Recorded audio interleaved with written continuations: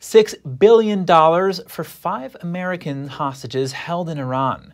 Critics are condemning this Biden administration deal. We speak to one such critic about the implications of the exchange, geopolitical analyst Brandon Weikert.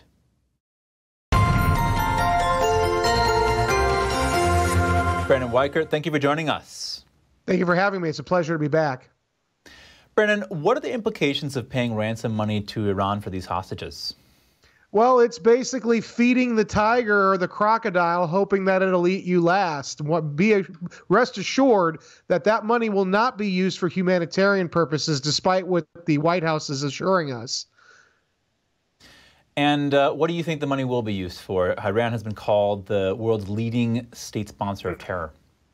It's exactly right. That's what it's going to be used for. It'll be used for funding Hezbollah and Hamas in their ongoing war against Israel. It'll be used to build greater and more accurate precision-guided missiles, longer range, as well as expanding their nuclear weapons program, all of which threaten us.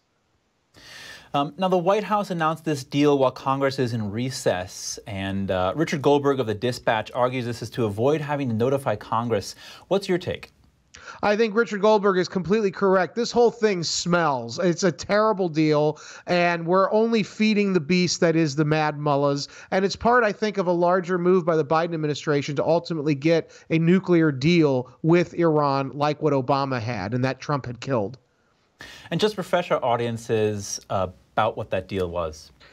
Yeah, basically, we would step aside and let Iran not only have a clear path to nuclear weapons, but we would also integrate Iran into the world economy and political order the way that Richard Nixon and Jimmy Carter did ultimately with China. And we all know how that ended up with China. Imagine now the crazy regime of Iran being given the same treatment. Not good for us.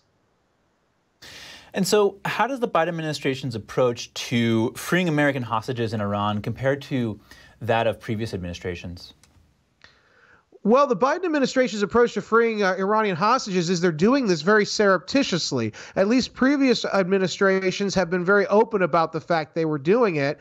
The Biden administration is doing it through third parties, and whenever it comes up, they're lying to us about what the money will be used for. Of course, it's not going to be used for humanitarian purposes, whatever that means. It's going to be used to build up the Iranian war machine, which is directly pointed against the United States. So we're basically fueling their war machine under the pretext of we're getting 5 or 6 people back, which is good, but unfortunately, I don't know if it's worth it. Yeah, and now critics have said that a deal like this could promote future hostage-taking and increased ransom money. What's your take on their perspective? I think they're 100% correct again. I think that it used to be a hallmark of our country's foreign policy that we do not negotiate with terrorists as official policy. And whether we like to admit it or not, whether the Biden administration thinks it's this or not, the Iranian regime currently is a terrorist organization masquerading as a state.